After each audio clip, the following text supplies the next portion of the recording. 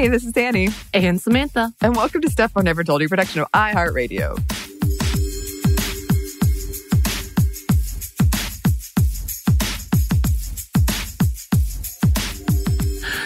Well, hello, Anney. Hello, Samantha. Happy Monday. Yes, we are recording on a Monday, so happy Monday to you as well. But that means we're a little spacey today. Yes, we have discovered as we have been attempting to record this for the last 3 minutes, we may be a little tired and or really have the Mondays. Yes. I said it.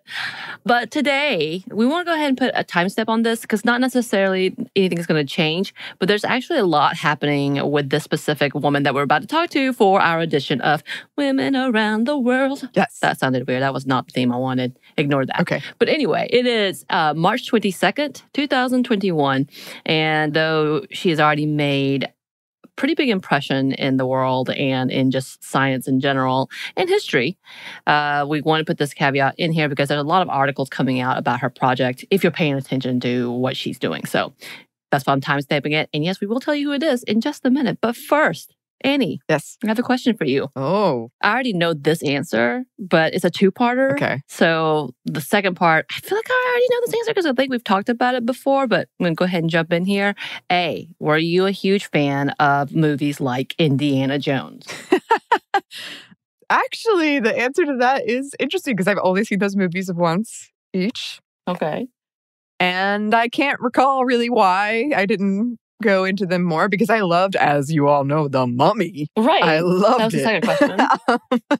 I don't know. I don't know why. I was just like, you know what? I'm more into the Star Wars lane. And if I got to choose a Harrison Ford movie, then this is...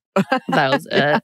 Oh, Holly Fry, who is also the big Star Wars fan, one of the times that I had gone out with her during our adventures in any of the Disneyland, Disney World locations, we went to one of the Indiana Jones themed ones. And when I could not name anything and she pointed out things, she looked really sad. Oh, yeah. I've seen that look. Yeah. And she was just like did a little sigh and just like, Samantha. And that's all she said. So, okay, I feel better knowing that you're maybe in the same spot as me. Yeah. But here's the second part of that question. Anything with like The Mummy and obviously again with Indiana Jones, did you ever have any experiences and or any fantasies of being someone who is in the archaeology world or in that history discovery world, adventure world? Oh, yeah. Oh yeah.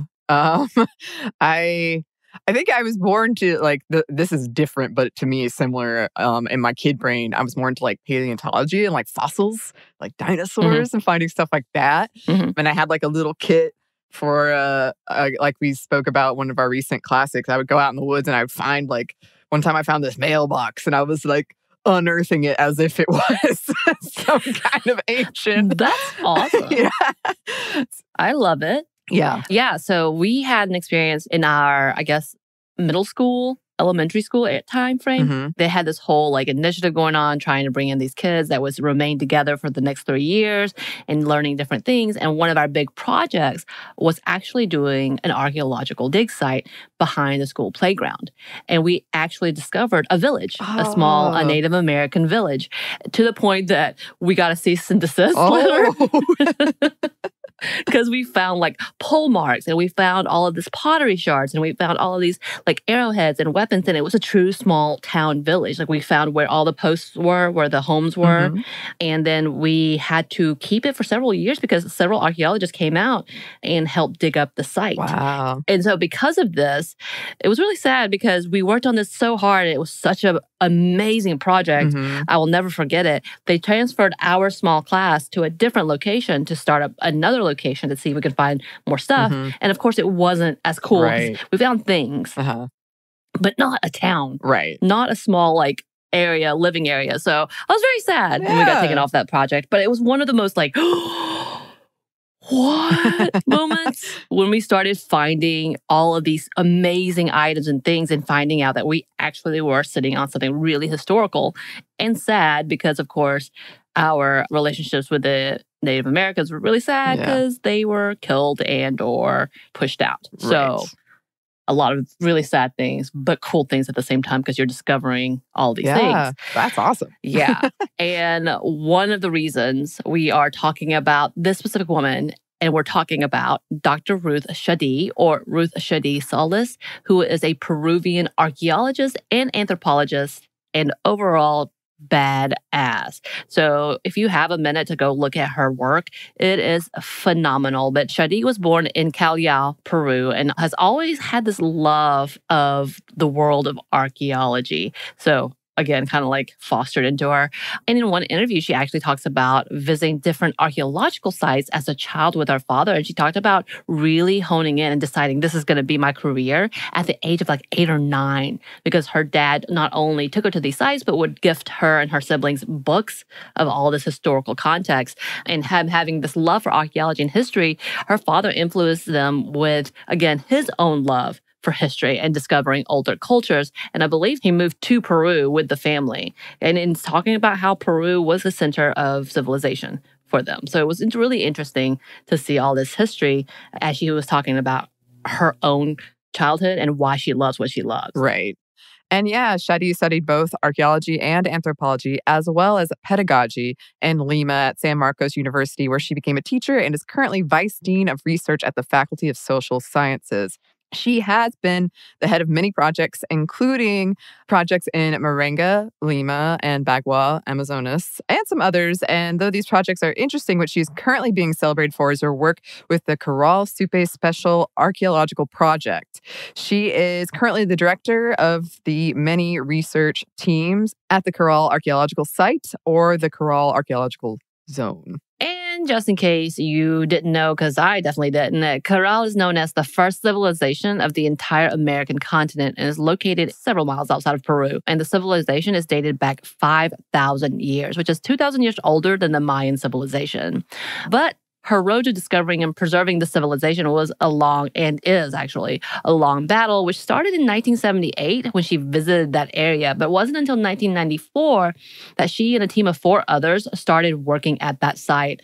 And not surprisingly, she went through her share of disappointments and hope throughout the project. And she talked about all the difficult conditions, support from the government, some of the times, and being ignored by the government and oftentimes her own colleagues, as some suggested her theories of the large civilization was just, quote, an exaggeration. Oof. Right. The Corral civilization is fascinating because, unlike so many other discovered civilizations, this was not a warlike society, as there were no traces of weapons or defensive walls within the city. The civilization was covered by gravel and pebbles before it was abandoned, which helped preserve the area. They were also seemingly ahead of our times as they maintained gender equality.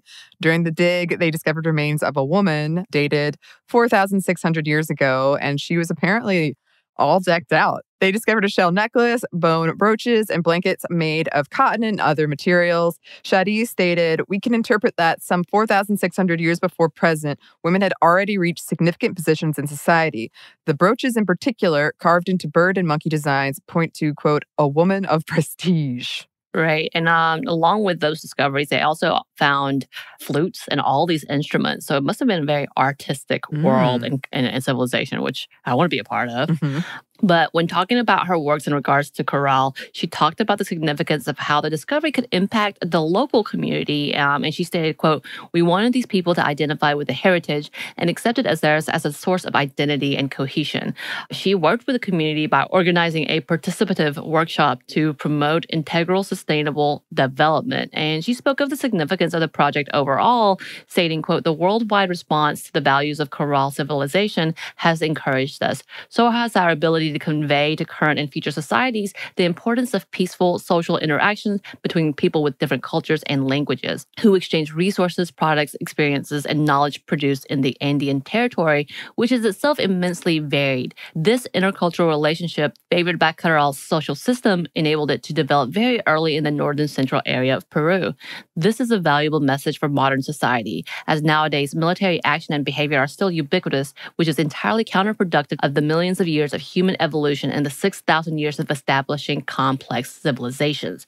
We have failed to strengthen our human identity and preserving living conditions on Earth. we need to reflect on this to avoid exterminating ourselves. And of course, I'm also thrilled to be able to improve the quality of life of the populations around Corral and train archaeologists with a different vision who can appreciate the diverse social reality of Peru. And not unlike Indiana Jones, she has gone through some trauma and danger between having threats made against her by what is being reported as squatters, but seems to be a deeper conflict with people who are trying to claim the area to develop the land. And so they may be destroying the site out of hate. Some of the sites have been destroyed, and some of the mummies and items have been destroyed. Legal battles from former colleagues who have tried to claim her work or leave her out in documentation, and even being shot in early 2000s on the site. And the land was declared a UNESCO World Heritage Site in 2009, by the way. And she's currently experiencing a lot of pressure and threats from those squatters, which are believed to be made up of those who are claiming that they were given the land in the 1970s. And not only has she and her team been receiving threats, but people who are involved as the legal advisors, and even the possibility of her dog being poisoned as a threat.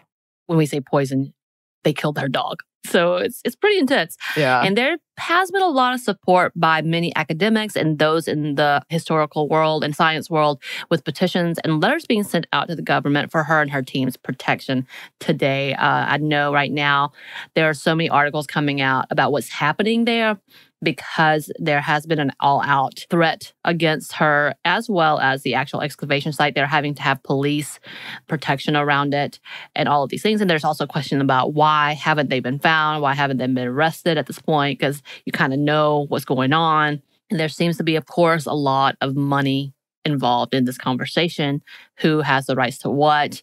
And of course, she is working to preserve it. So for those who want to develop the land to sell it, kind of puts a kink in their plan. So it does feel like a straight out mystery or a straight out suspense thriller, right? Uh-huh.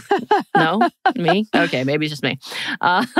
Her work is being celebrated as she continues to make history. She's been named BBC's Top 100 Women, 2018's L'Oreal UNESCO's National Prize for Women in Science. She was given the Medal of Honor of the Congress of the Republic of Peru as well. And obviously, we are talking about what she's done and continues to do, and her love and passion in preserving history and bringing things to light.